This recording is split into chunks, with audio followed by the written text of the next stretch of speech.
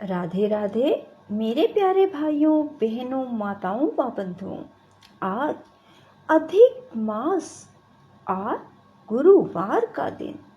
बंधुओं, मैं आपके लिए लाई हूँ विष्णु महापुराण की कथा। बंधुओं, अधिक मास का आखिरी गुरुवार। यदि आप आज के दिन विष्णु महापुराण की कथा को सुनते हैं तो भगवान विष्णु आपको अभीष्ट फल की प्राप्ति कराएंगे।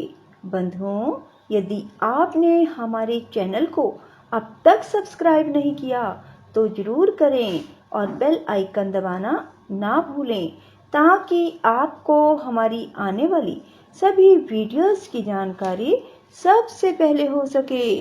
बंधुओं, वीडियो को पूरी सुने। सुनने के बाद कमेंट बॉक्स में जय विष्णु भगवान जरूर लिखें। बोलो विष्णु भगवान की जय।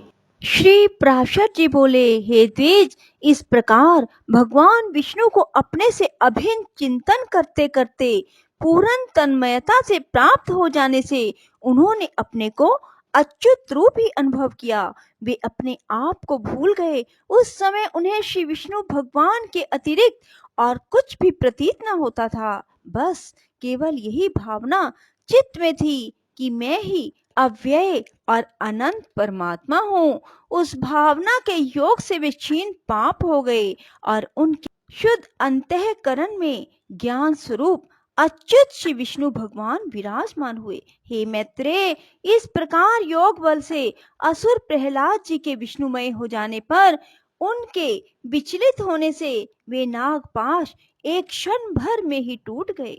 भ्रमणशील ग्रहागन और तरल तरंगों से पूर्ण संपूर्ण महासागर शुद्ध हो गया तथा पर्वत और वन उपवनों से पूर्ण समस्त पृथ्वी हिलने लगी तथा महामती प्रहलाद जी अपने ऊपर दैत्यों द्वारा लादे गए उस संपूर्ण पर्वत समूह को दूर फेंककर जल से बाहर निकल आए।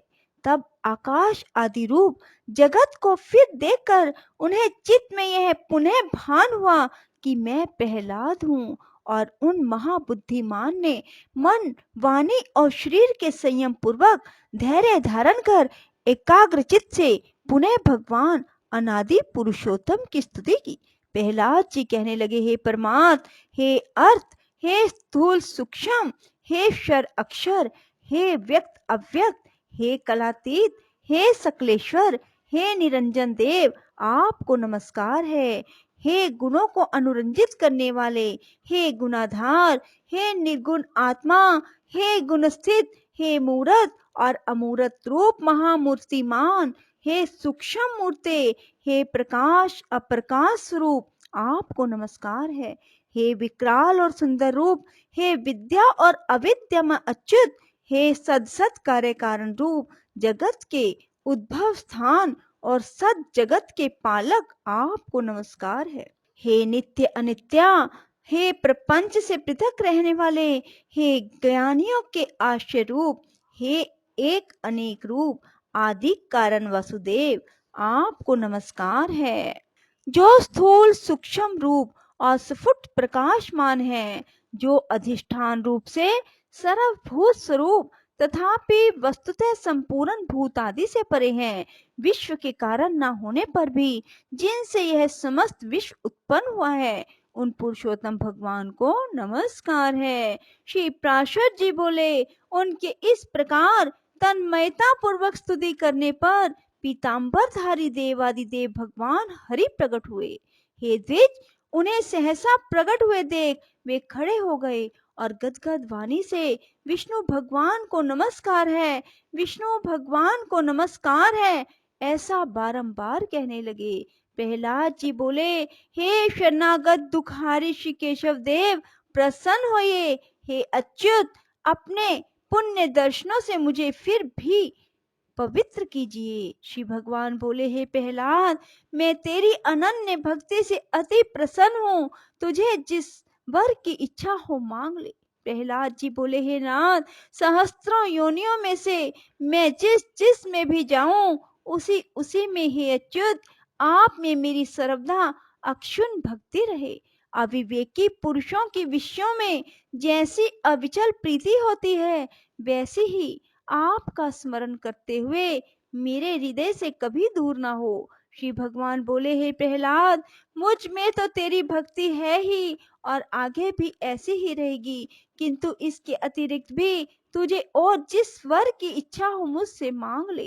प्रहलाद जी बोले, हे देव, आपकी स्तुति में प्रवृत्त होने से मेरे पिता के चित्त में मेरे प्रति जो द्वेष हुआ है, उन्हें उससे जो पाप लगा है वह नष्ट हो जाए। इसके अतिरिक्त मेरे शरीर पर जो शस्त्रघात किए गए, मुझे अग्नि समूह में डाला गया, सर्पों से कटवाया गया, भोजन में विष दिया गया, बांध कर समुद्र में डाला गया, शिलाओं से दबाया गया, और भी जो जो दुर्व्यवहार पिताजी ने मेरे साथ किए हैं, वे सब आप में भक्ति रखने वाले पुरुष के प्रति द्वेष होने से उन्हें उनके कारण जो पाप लगा है, हे प्रभु, उनकी कृपा से मेरे पिताजी उससे शीघ्र ही जो पाप लगा है, हे प्रभु, आपकी कृपा से मेरे पिता उससे शीघ्र ही मुक्त हो जाएं।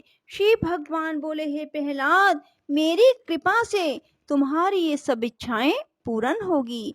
हे असुर कुमार, मैं तुमको एक वर और भी देता हूँ, तुम्हें जो इच्छा हो मांग लो। प्रहलाद जी बोले, हे भगवान, मैं तो आपके इस वर से ही कृत्य हो गया हूँ। आपकी कृपा से आप में मेरी निरंतर अविचल भक्ति रहेगी। हे प्रभु, संपूर्ण जगत के कारण रूप आप में जिसकी निश्चल भक्ति है, मुक्ति भी उसकी मुट्ठी में रहती है।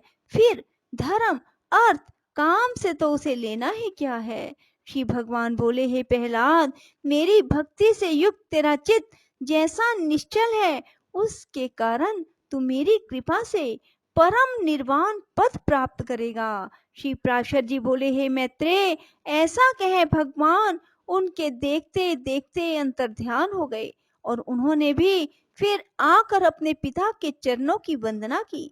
हे द्विज, तब पिता हिरण्यकशिपु ने, जिसे नाना प्रकार से पीड़ित किया था, पुत्र का सिर सूंघकर आंखों में आंसू भरकर कहा, बेटा जीता तो है।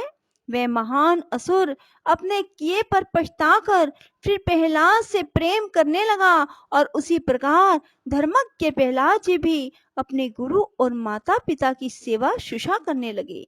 हे मैत्रेय, तदंतर नरसिंह रूपधारी भगवान विष्णु द्वारा पिता के मारे जाने पर वे दैत्यों के राजा हुए।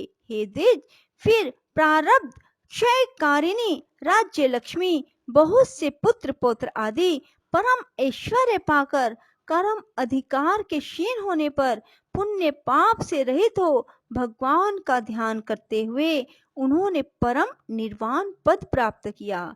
हे मैत्रेय, जिनके विषय में तुमने पूछा था, वे परम भगवत भगत महामती दैत्य प्रवर प्रहलाद जी ऐसे प्रभावशाली हुए।